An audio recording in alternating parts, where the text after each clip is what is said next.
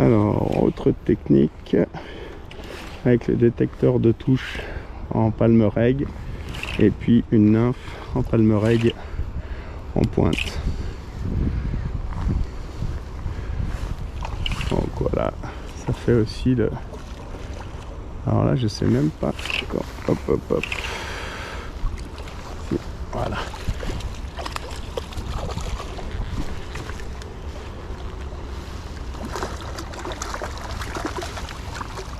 Hop là. Et voilà. Alors on est sur un poisson pris au détecteur de touche. Donc étant donné qu'il est armé,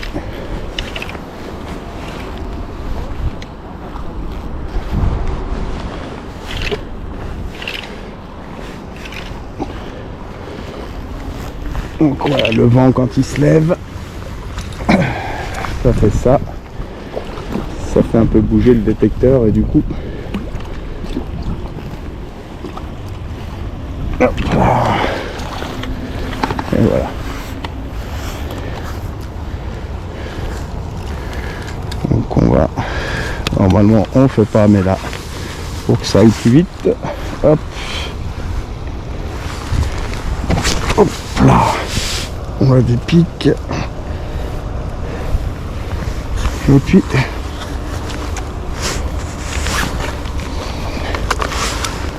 bon.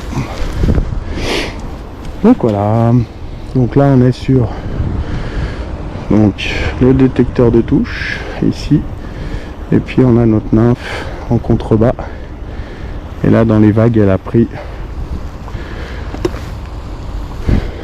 sur le détecteur de touche, donc qui est armé comme ceci. Bon là j'ai un sac de nœuds à défaire, voilà. Voilà, alors en lien avec les deux vidéos précédentes, je vous fais voir juste la façon de faire ce montage et d'utiliser cette technique du détecteur de touche et puis du Mad Egg. Donc juste une petite parenthèse, le Mad Egg, bien vous renseigner dans les plans d'eau dans lesquels vous pêchez, savoir si il peut être considéré comme un œuf pour certains, alors que bon, il a une bille, ça peut être aussi une nymphe, donc ça à voir au niveau de la réglementation. Donc vous allez me dire, mais c'est le même matériau, un flotte super bien et l'autre doit couler. Oui, c'est un peu paradoxal, mais oui en effet. Parce que donc ce matériau flotte très bien. Bon, après on n'est pas sur les mêmes volumes non plus. Là il y a un apport de billes 4 mm en laiton. Et puis la petite astuce, c'est quand vous allez l'utiliser la première fois, pensez à le saliver assez fortement. Et puis après, quand les poissons l'auront pris, le mucus fera le reste, vous aurez quelque chose qui va quand même bien couler. Ensuite, moi j'utilise du fluorocarbone, mais ça je vais revenir sur ça dans un second temps. Donc pour l'utilisation, donc on utilise une soie flottante, comme vous avez pu voir sur la vidéo. Soie flottante, badeline nylon classique, jusqu'au détecteur de touche. Donc c'est-à-dire, ici vous attachez votre mouche, voilà, c'est comme si c'était votre mouche basique, de pointe. Donc vous faites votre nœud que vous avez l'habitude de faire ici avec votre badeline. Donc la pointe, moi sur là je crois que j'étais en 16, sauf erreur. Et puis ensuite je repars du micro-anneau ici, du détecteur de touche qui a le micro-anneau à l'arrière. Je repars en 18 centièmes et en fluorocarbone. Donc d'une part, parce que c'est un fil qui est plus invisible que le nylon, et d'autre part, il y aura moins d'élasticité, donc ce qui va faire qu'on va avoir quelque chose, une touche assez franche. Et puis, surtout, il coule. Donc on a entre invisible, il coule et pas trop d'élasticité. On a tous les... Après, si toutefois vous n'en avez pas, faites avec du nylon.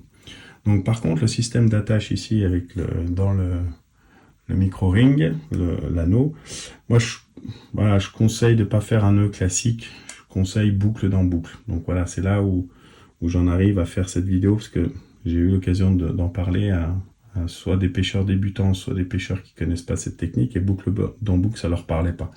Donc voilà, la vidéo peut servir à ça. Donc c'est pour aussi apprendre, comme pour le montage, on a souvent des termes qu'on utilise, et bien souvent on oublie qu'à un moment donné on a été débutant et qu'on a du mal. Donc voilà, la vidéo sert à ça. Donc je double pour faire une grande boucle, d'accord? Laquelle je vais passer une première fois, comme ceci, et une seconde. Voilà. Alors, pas la peine qu'elle soit petite ou voilà. Même si elle est plus grande que ça, la boucle, c'est pas... Voilà. Et là, on la serre bien. On va couper. Là, j'utilise du fil noir pour vraiment avoir un contraste avec le fond pour vous faire voir. Normalement, comme je vous ai dit, moi, pour ma part, en tout cas, j'utilise du fluorocarbone.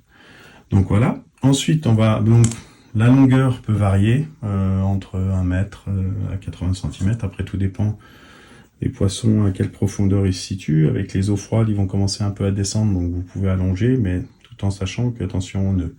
Donc là, je passe la pointe dans l'anneau, d'accord. Je passe ensuite toujours cette même pointe ici dans la boucle qu'on a effectuée au préalable. Voilà, je tire le tout afin de faire passer dans un premier temps le nœud. Voilà, bon. Et là, voilà, on va voir ceci. Je vais vous faire voir. À la différence d'une attache classique, ici on double en fait la résistance du... voilà, vous voyez. Hop, je fais passer mon fil. On va doubler. Donc étant donné que ces anneaux peuvent être des bords un peu saillants, il est préférable de faire ce système-là, parce que en fait c'est ni plus ni moins qu'une rondelle, une micro-rondelle.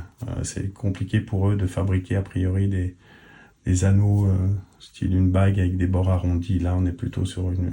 donc voilà, pour éviter les casses et les coupures à ce niveau-là, ce système-là d'attache pour moi est pas mal. Donc ensuite, eh bien voilà, vous attachez vous pouvez soit positionner à mi-hauteur un chironome, et puis par la suite une nymphe ou un mad egg. En l'occurrence sur cette session-là précédente que vous avez pu voir, j'avais le modèle noir, mais tous fonctionnent plus ou moins. Tout dépend de la période et du... c'est toujours le poisson qui décide. Après, concernant les teintes de détecteur de touche, donc ça aussi c'est un peu à la perception que vous avez vous des couleurs sur l'eau. Après certains vont voir plus le rose, plus le orange. Après il y a une question aussi de luminosité, c'est pour ça que j'ai fait faire à Yann moi j'avais testé le noir et blanc qui fonctionnait et en plus qui était pris également, et je lui ai fait faire des jaunes et marron foncé. Comme ça, on a la possibilité, en fonction des reflets qu'on a sur l'eau, si on pêche dans les parties sombres ou claires, d'avoir toujours à peu près quelque chose qui sort un peu au niveau visuel, qui sort un peu du lot. Donc voilà, c'est pour ça, vous retrouvez toutes ces teintes sur le site, et puis il y en aura certainement d'autres par la suite. En Mad Egg, on est pas mal là, on est dans la gamme de couleurs qui après avoir été testée fonctionne pas mal. Donc voilà, écoutez, j'espère que cette petite vidéo vous servira, et puis surtout vous servira à prendre du poisson. Alors voilà, comme je l'ai dit, c'est pas une technique qui est... Voilà, c'est pas ce qu'il y a de plus excitant, parce que voilà, c'est une pêche d'attente. Mais ça peut être intéressant, surtout quand dans les vagues, elles montent sur le détecteur de touche. Donc voilà, au plaisir, merci.